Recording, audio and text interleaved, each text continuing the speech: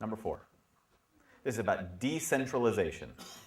This is going to be one of the trickier ones. Effective ministry is best accomplished in centralized fiduciary structures. Meaning if we're going to centralize things, it's all the stuff that's the most important that we have to take care of in terms of maintaining who we are, maintaining our integrity, maintaining our ordination standards, our traditions, our values. But it's best in decentralized strategic partnerships.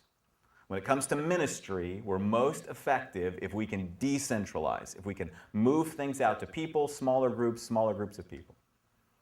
You like the idea?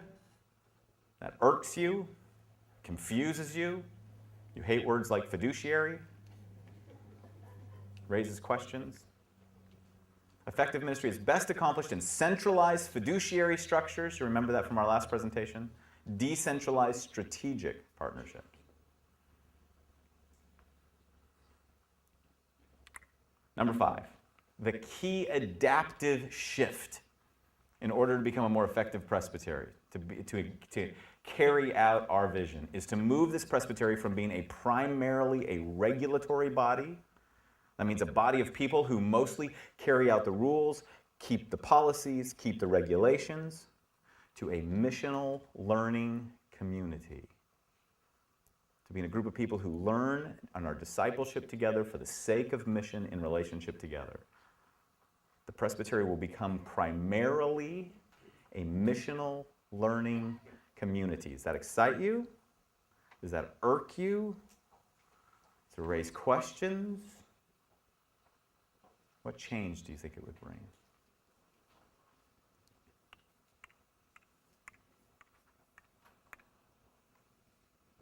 Number 6, meetings. Meetings will be primarily open space gatherings for ministry partnership with a brief business meeting to carry out fiduciary responsibilities. Primarily open space gatherings for ministry partnership, and more the meetings will be primarily about ministry partners gathering together in smaller gatherings with a brief business meeting that makes sure that we ensure that we carry out the fiduciary responsibilities. There'll be a lot of people circling question marks on this one. Does it excite you?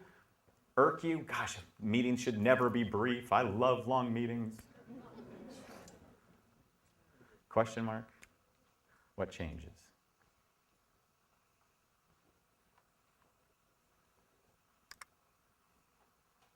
Number 7, staff.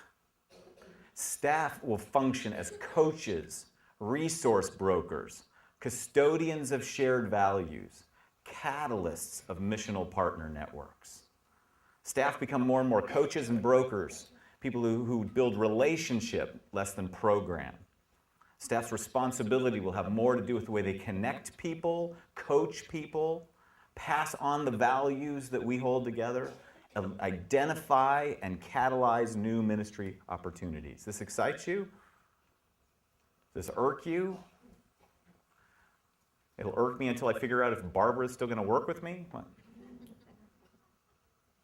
Raise questions. What changes? Number 8. I'm going to tell you a story and give you an image and then ask you how to respond to it. Every single time in a usual presbytery meeting, we're in a place like the sanctuary where we're about to head. If you've ever been one of those people who've been up front, whether to make an announcement or to moderate or to give a committee report, you know the secret of our presbytery that almost nobody talks about, which is that at every presbytery meeting, there are 2 meetings going on at the same time.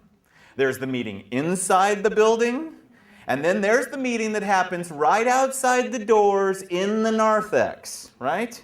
You can look out the window, you're up front, you're giving your report, you're doing the work of the presbytery, and you start noticing that people start getting up. They move to the back, they're in the narthex, and at times, we got more people standing in the narthex in that other meeting than they are in the official meeting. And if you've ever been in that situation, you've probably thought to yourself, what's going on? This is where the work of the presbytery is. We're doing our work here. We give reports, we're talking about committees, we're doing votes, and you'll notice that whole other meeting is going on. And you can be just at the place where you're being irked because you know they're all going to come back in a minute when the controversial vote's going on. And you'll notice that meeting will adjourn and come back into this meeting. And as soon as the ordination examination's over, or as soon as the controversial vote's over, what happens? Everybody goes out to the narthex to the other meeting. And next thing you know, we've got 2 meetings running in parallel all the time. And if you're ever up front and you're just getting irked, at that moment, you might look out into the narthex and you might notice that those folks out there in the narthex are meeting in small groups, are laughing and talking, some are praying, some are meeting over business. A whole bunch of them are gathered around staff. There's a line with trying to meet with Barbara to be able to get stuff done as she cares for them and assures them of the ministry that she'll be helping them do at their church. There's Dave Dolan introducing 2 people together, telling them that you don't even know that you guys share a passion for the same ministry, the 2 of you should meet. There's Steve Yamaguchi out there convincing people to be on a committee that's not going to take much time at all, just like 18 months, twice a month for like twice a day for a really long time. Don't worry, it's not very much. You don't have to be on another committee, and you'll only have to stand in front of the presbytery like 6 times. No, but Steve's asking people to do things. And you start realizing the staff's out there, and there's just poor old Keith Geckler up front with you, and you're in the middle of this meeting, and you're trying to get the work of the presbytery done, and it crosses your mind that maybe the work of the presbytery is actually going on in that other meeting. What would happen if we took our presbytery and we flipped it? Where the bulk of the work of the presbytery was the work we were doing in the narthex, and we had a big narthex, and we had a short meeting that only dealt with everything we all must deal with together. Does that excite you? Does that irk you? Does that raise questions? What change would it require?